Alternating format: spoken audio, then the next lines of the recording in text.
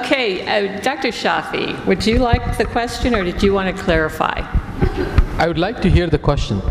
Again, okay. Do you believe that God or the Creator is a literal being with a physical body? It's the same question for everybody.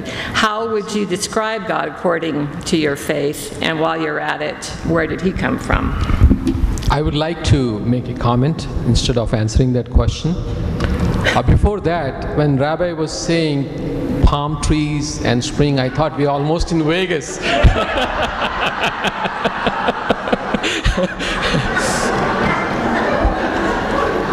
And when you have an argument with your wife, you have two options.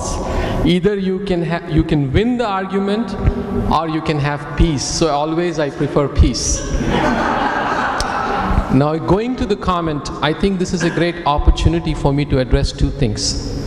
I was trying to research this story of 70 virgins, which is floated around. Spent a lot of time on the computer, could not find that. Speaking of myself, I've been married for 22 years. I'm very happy with my wife. Even when I die, I would like to see her spend the rest of my time in eternity with her. That's my personal belief. Coming to the comment, there is a lot of misconception about terrorism and Islam. I took my 4 boys around 2 a.m. to ground zero in year 2005. By the time we reached there, it was 2 a.m. I made my children read the names of the people who died.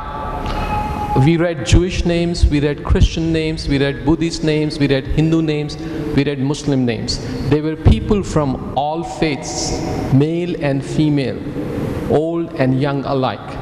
I just want to say, terrorism is blind. Terrorism has no future. It is a dead end. I give sermons at all the mosques in Vegas. I always make it a point to tell them that do not let a few people who have a mutilated view of religion to hijack your religion. There are 1.67 billion Muslims in this world. They are all peace-loving, trying to help each other, trying to share the resources and make this world a peaceful place. And as Muslims, we will do everything to condemn acts of terrorism. Thank you.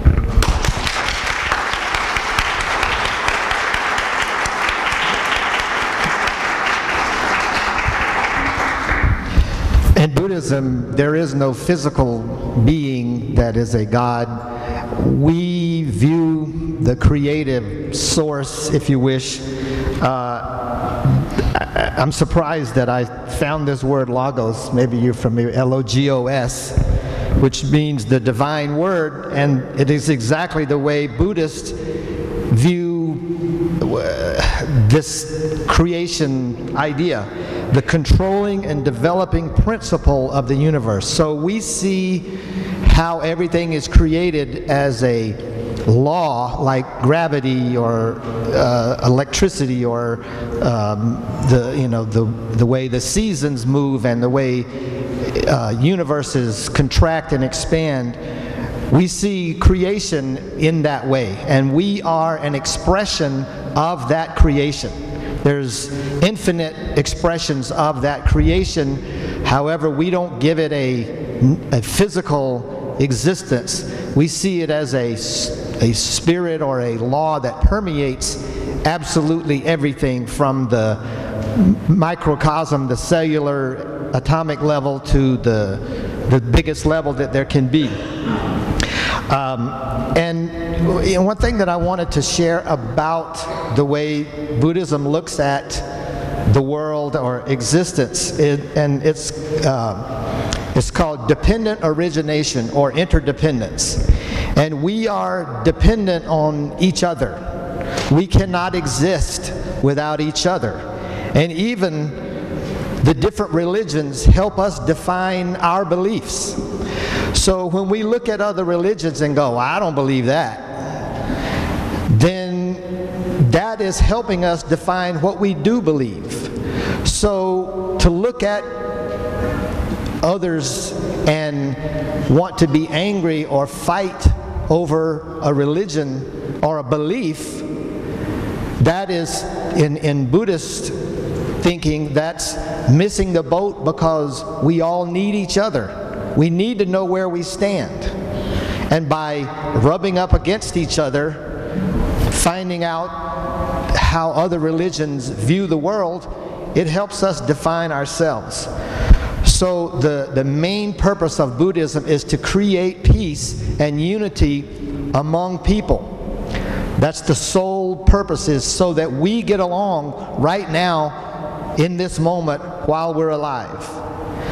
So to do that, we believe that you have to find a way to be in a life condition that allows you to do that.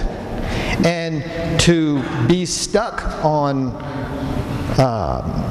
what another person believes limits that ability. So Buddhism, we see the Buddha, which just means an enlightened human being. The Buddha is in everyone. Just like, I'm not going to say that other religions see God in everyone. I was raised Southern Baptist, so I know a little bit about what Southern Baptists do, but in Buddhism, we see that potential. That life condition is available in everybody. We just have to get there. And the way we do it is we chant the phrase Nam Myoho Renge Kyo. It instantly puts you in that life condition of Buddhahood. Thank you. I think I've already stated basically the belief of the LDS Church. We believe that we came from earthly parents. We also believe that we came from heavenly parents. We believe that God the Father and our Mother in heaven are immortal, perfect beings that have bodies of flesh and bone. And that for us to become like them, which was our greatest desire, we chose to come to earth to gain a physical body, to learn to keep the commandments of God, to learn to live by faith, and then to raise our families and go on and hopefully progress eternally. Where did God come from? About the only thing I could say is, being a pseudoscientist, our family has a big telescope. And we're always looking at the stars, and always looking at the planets, and always looking at this and that and studying them. The Hubble telescope has been a very interesting experience for me, because when I was going to college, they talked about astronomy and what we could learn from astronomy, and then Hubble was a great scientist, a great astronomer. But when the Hubble telescope went up, I think all of our hopes went up to see, so that we might see what was there. And National Geographic had an article several years ago where once they brushed off the lens, reground the lens of the Hubble telescope, they took it to the darkest point in the universe. And there they turned it on for 2 weeks. And for 2 weeks, what they saw absolutely shocked them. In the darkest spot in the entire universe, they found galaxy after galaxy after galaxy after galaxy after galaxy, and it just kept going. And so the question is, I think we're rather naive scientifically if we think that we are the only Earth that may exist.